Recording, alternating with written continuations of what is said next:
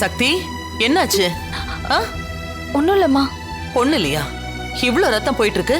பிரியா, போய் first aid box எடுத்துட்டு வா. எதுக்கு எல்லா வேலையும் நீ இழுத்து போட்டுட்டு செஞ்சுட்டு இருக்க? எப்படி ரத்தம் வருது பாரு.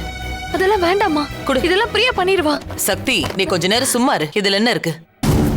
இவன் என்ன எமோஷனலா டிராமா பண்ணிட்டு இருக்கா?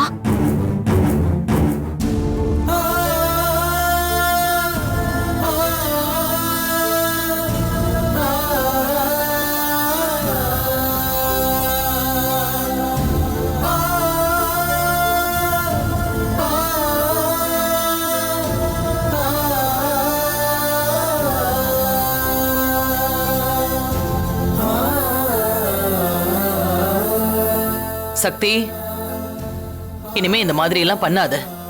கொஞ்சம் கவனமா பார்த்து வேலை செய். இப்ப நீ எந்த வேலையும் செய்ய வேண்டாம். பிரியா, நீ பாத்துக்கோ.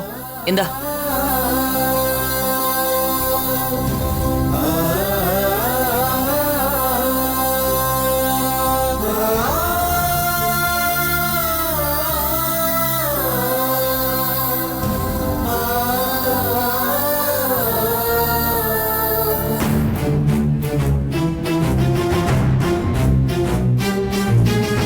அத்தை இப்படி பாக்குறப்ப என் மனசு ரொம்ப கஷ்டமா தான் இருக்கு.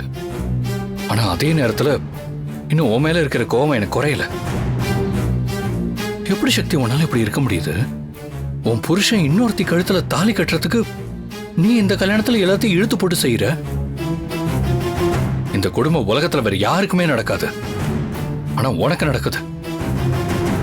சிவா சார், இப்ப பாத்தீங்கல்ல, ஒரு சின்னதா அடிபட்டதுக்கே ருத்ரம்மா எப்படி துடிச்சு போயிட்டாங்கன்னு. பெத்த தாய் மாதிரி பாத்துக்கிறாங்க. இவ்வளவு அன்பும் பாசமும் காட்டுற அவங்களுக்கு நான் என்ன பண்ணேன்னு தெரியல. போன ஜென்மத்துல நான் உங்களுக்கு பொண்ணா பிறந்த மாதிரி என் மேல இவ்வளவு பாசத்தையும் அன்பையும் காட்டுறாங்க.